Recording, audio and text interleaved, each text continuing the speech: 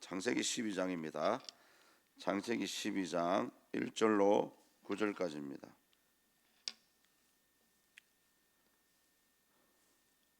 창세기 12장 1절로 9절까지입니다.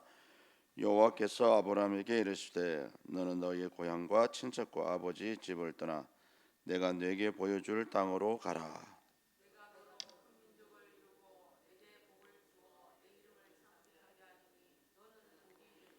너를 축복하는 자에게는 내가 복을 내리고 너를 저주하는 자에게는 내가 저주하리니 땅의 모든 족속이 너로 말미암아 복을 얻을 것이라 하신지라.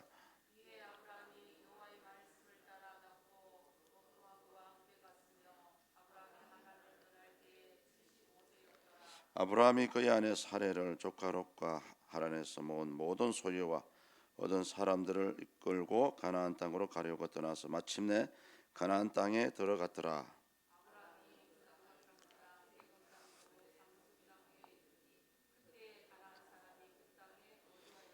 여호와께서 아브라함에게 나타나 이르시되 내가 이 땅을 네 자손에게 주리라 하신지라. 자기에게 나타나신 여호와께 그가 그곳에서 제단을 쌓고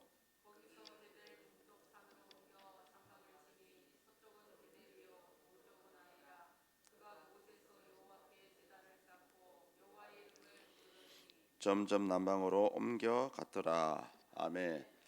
예, 창세기 이제 12장부터 25장까지가 이제 아브라함에 대한 이야기가 이제 전개가 됩니다. 오늘 본문은 아브라함이 75세에 하나님의 부르심, 콜링이라 그러죠. 소명이라 그럽니다.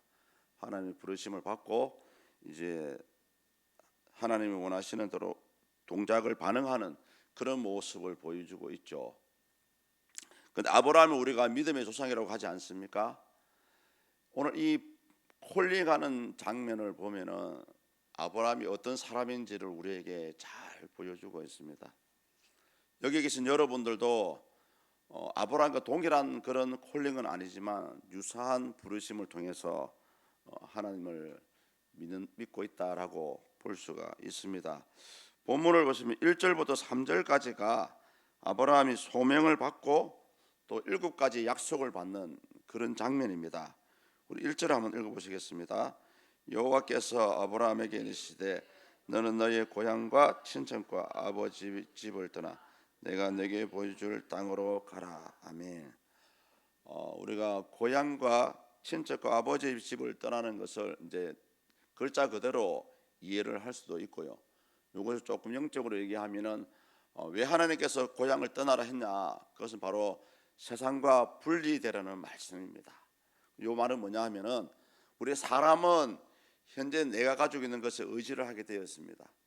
뭐 돈을 의지할 수도 있고 건강을 의지할 수도 있고 이 당시에는 친족이 그 당시에 내 삶의 보호막이었거든요. 그러니까 하나님을 바로 믿기 위해서는 현재 사람이 의지하는 것을 내려놓아야 된다는 것을 이 말씀에서 알 수가 있습니다. 특히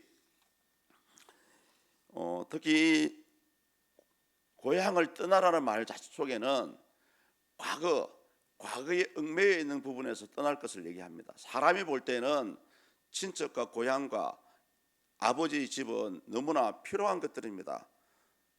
그런데도 하나님께서는 이것을 내려놓으라는 거죠.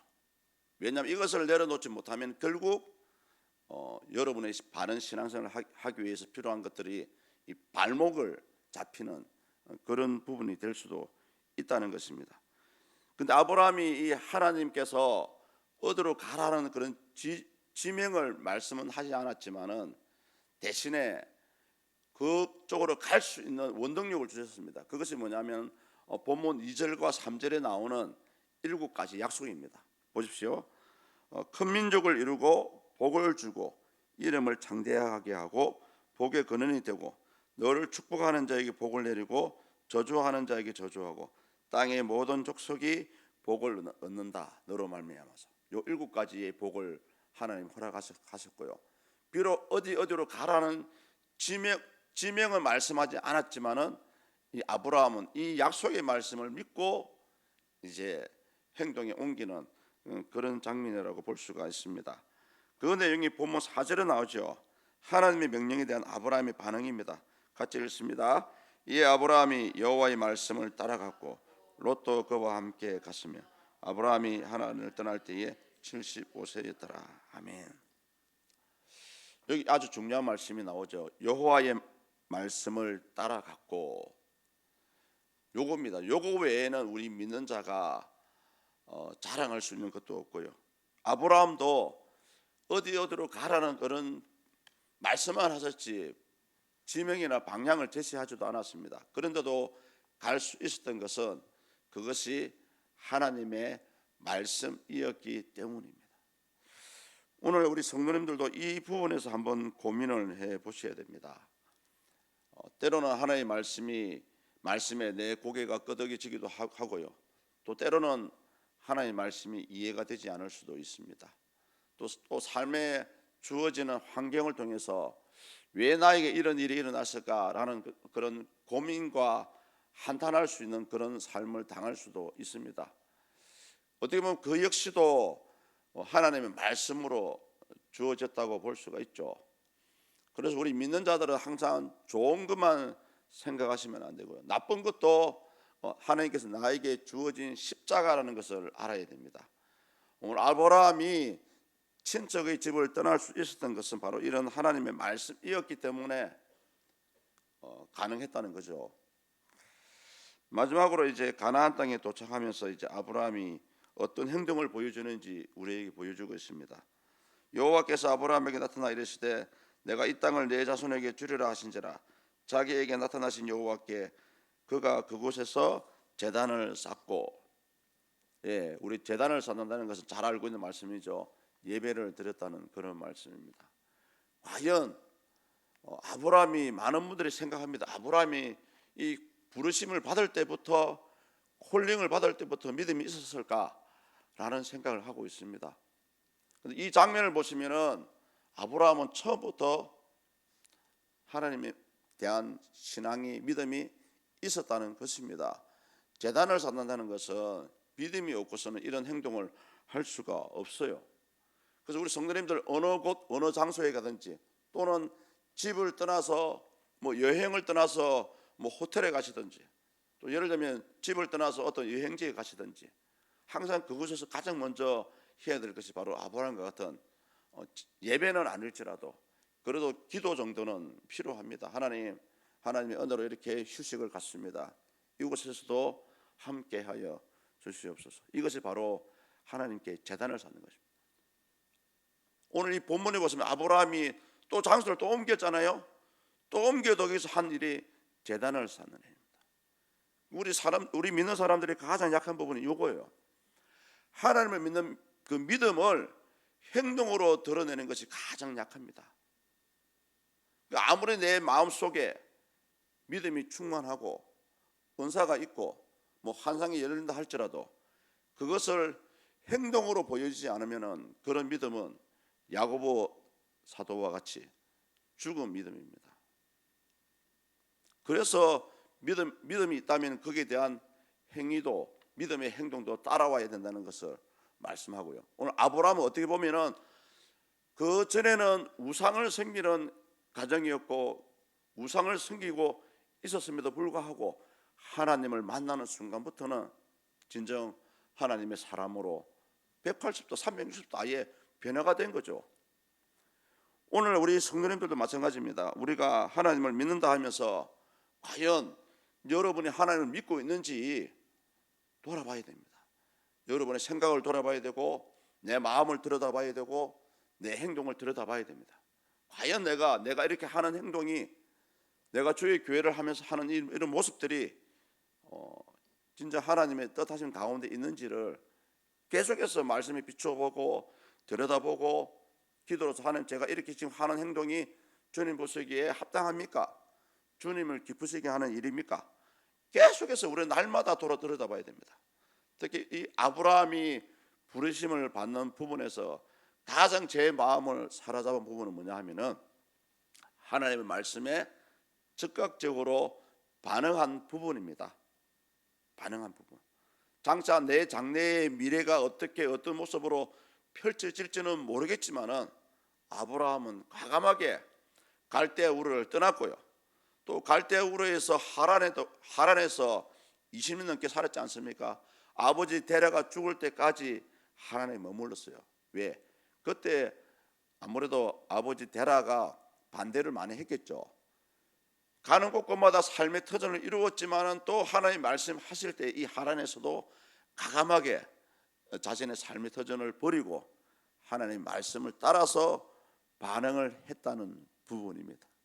성도님들 살아가시면서 또 설교를 통해서 때로는 성경 말씀을 읽으시면서 우리의 마음을 부딪히는 그 말씀들이 있습니다. 그 말씀이 바로 저와 여러분에게 주시는 말씀이고요. 그 말씀이 내 생각에 맞지 않는다고 할지라도 이 아브라함과 같이 그 말씀에 따라서 반응을 하셔야 됩니다. 반응하는 자에게만이 하나님의 살아계심이 나타나고요. 반응을 하는 자에게만이 하나님이 응답을 하시고 인도하여 주십니다. 어쨌든 이 아침에 아브라함이 하나님의 부르심에 어떻게 반응한지를 돌아보시고 또 우리도 아브라함과 같은 그런 믿음의 삶을 살아가시면 좋겠습니다. 기도하시겠습니다. 하나님 아버지 감사합니다. 죄악과 죽음과 사망과 고통 가운데 있는 아브라함을 부르시고 또 아브라함을 부르실 때 아브라함은 즉각적으로 하나님 말씀을 쫓아갔다라고 성경은 말씀합니다. 주여 우리도 주님의 말씀에 즉각적으로 반응할 수 있도록 도와주시고 내 마음속에 아무리 원대하고 많은 믿음이 있다고 할지라도 그것을 행동으로 실천할 수 있는 또 행동으로 드러낼 수 있는 우리의 삶의 모습이 될 수 있도록 도와주시옵소서. 주님 서문교회를 축복해 주시고 아버지 60년 넘게 이 교회를 오늘 이곳까지 인도하신 에베네셀의 하나님이여 또 앞으로도 인도해 주시기를 원합니다. 온 교회가 새로운 이 교회에 적합한 후임 단임 목사님을 구하고 있습니다. 다시금 이것을 사람의 생각으로 하지 않게 하시고 먼저 기도로 준비해서 하나님이 허락하신 훌륭한 인격적인 목사님이 세워질 수 있도록 주여 역사해 주시옵소서. 우리 김영수 단임 목사님 은혜 가운데 은퇴의 절차를 밟을 수 있도록 하나님 주장하여 주시고 그 육육 가운데 더 이상 힘들지 않도록 악화되지 않도록 하나님 치유하여 주시옵소서. 부정한 종이 하는 이 사역 기간 동안에 하나님 함께해 주시고 무엇보다 이 교회가 기도의 불이 활활 타올라서 초대 교회와 같이 다시금 성령의 강권적인 역사하심으로 새롭게 사용되어지는 그런 믿음의 재단이 될 수 있도록 하나님 역사하여 주시옵소서. 특별히 아침에 다시 한번 기도합니다. 하나님의 말씀에 반응하고 교회를 걱정하고 염려하는 마음으로 이 새벽에 나와서 머리를 숙이는 주님의 사랑하는 주의 백성들을 기억해 주시고 이들의 간구하는 모든 기도의 제목들이 하나님의 은혜 가운데서 성취되게 하시고 삶 가운데 나타날 수 있도록 이제부터 역사하여 주시옵소서. 감사합니다. 예수 그리스도 이름으로 기도드립니다. 아멘.